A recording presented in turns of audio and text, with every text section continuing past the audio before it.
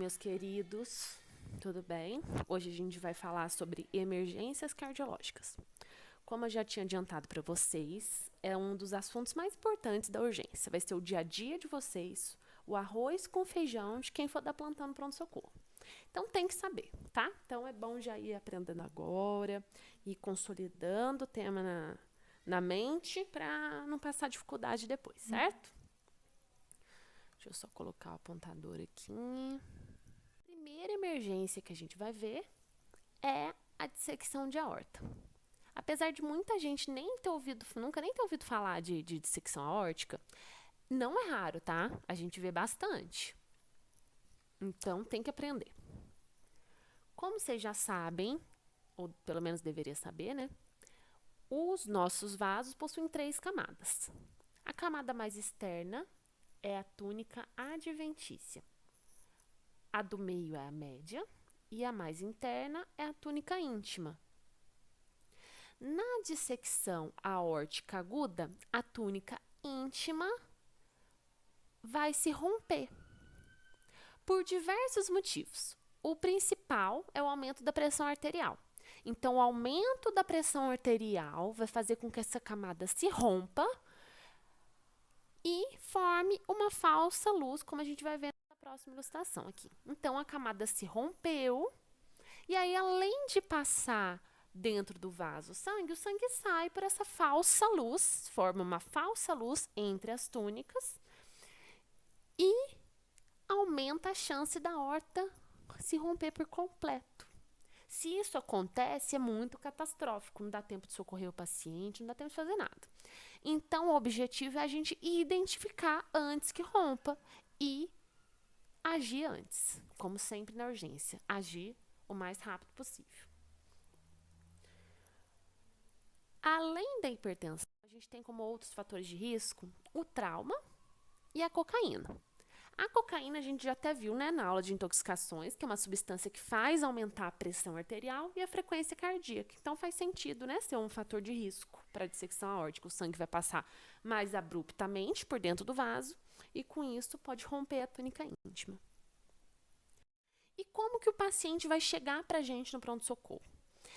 Ele vai referir uma dor torácica muito intensa. Ele refere que está com uma dor no peito lancinante.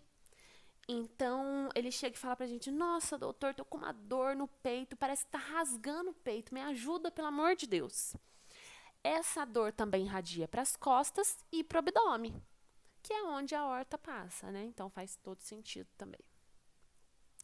Uma coisa muito importante, uma característica que faz a gente pensar e repensar em dissecção de aorta, é a diferença de pressão entre os 2 membros superiores. Então, a partir de hoje, todo paciente que chegar no pronto-socorro com dor no peito, vocês têm que aferir a pressão nos 2 braços. Não é só em um. Pressão arterial nunca é só em um braço. Tem que medir nos 2. Por quê? Porque da aorta que sai a subclávia. Então, a subclávia direita sai do tronco braquiocefálico e a esquerda direto da aorta. Então, se eu tenho uma aorta rasgada com uma falsa luz e eu peguei uma das subclávias,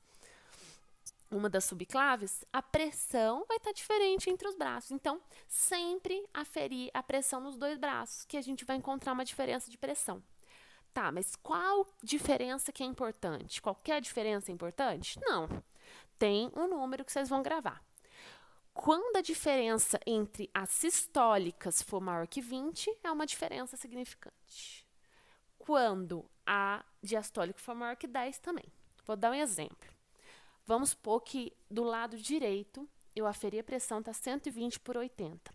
Do lado esquerdo, está 125 por 85. Isso é uma diferença de pressão entre membros? Não é. Então, para dar 20, 100 teria que ser a pressão de um lado 120 por 80 e do outro lado, por exemplo, 145 por 95. Isso é uma diferença de pressão, tá? Então, gravem isso que é muito importante, essa diferença de pressão nos 2 membros superiores.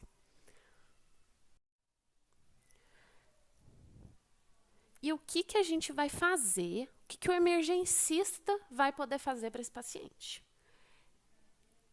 Ele vai fazer duas coisas: abaixar o máximo a pressão e a frequência cardíaca. Então, a pressão sistólica tem que ser menor que 120 e a frequência cardíaca menor que 60. Feito isso, eu diminuo o risco da túnica se abrir ainda mais e romper o vaso, já que eu diminuí a força com que o sangue vai passar pelo vaso, tá? Depois disso, eu vou chamar o cirurgião vascular, porque é ele que vai avaliar se vai fazer uma cirurgia, se não vai, o que vai fazer como terapia definitiva. O emergencista tem que imediatamente abaixar a pressão e a frequência cardíaca.